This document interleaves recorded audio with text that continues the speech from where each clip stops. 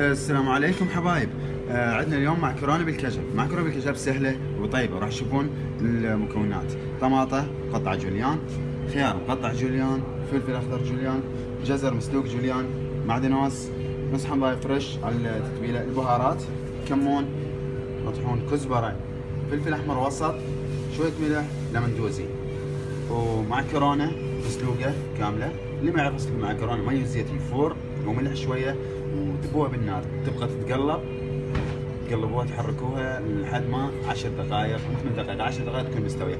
وكجب ودبس رمان، سهله وما يحتاج لشيء. هاي معكرونه، هاي الخضار ندوبهم مره واحده.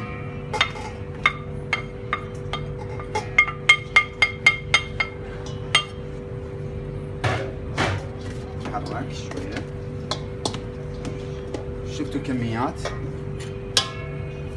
البهار اللي بينها هسه اللي صارت. يبقى بس الكاتشب عندنا دبس رمان شويه وعصره الليمون.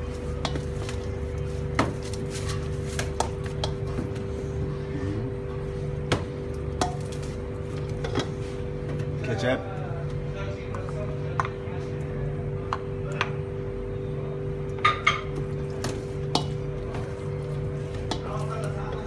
دبس رمان،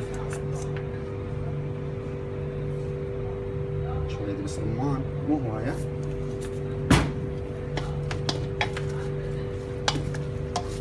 الفلفل الأحمر الوسط وعصرة الليمون.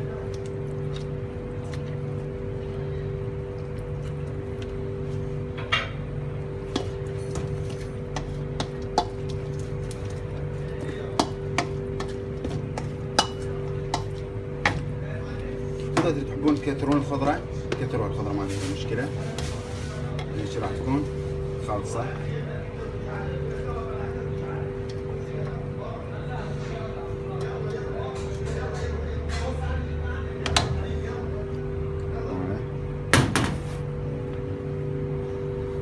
هي صارت عندنا خالصة سلطة معكرونة بالكجب. إذا تحبون تزودون هذا الشيء يبقى لكم، بس اوريدي سلطة المعكرونة بالكجب هي عنها. شوفوا هذه صارت قبالكم. واذا تحبون تكثرون ليمون او دبس رمان راح تكون بعد اكثر. وان شاء الله تعجبكم، والف عافية.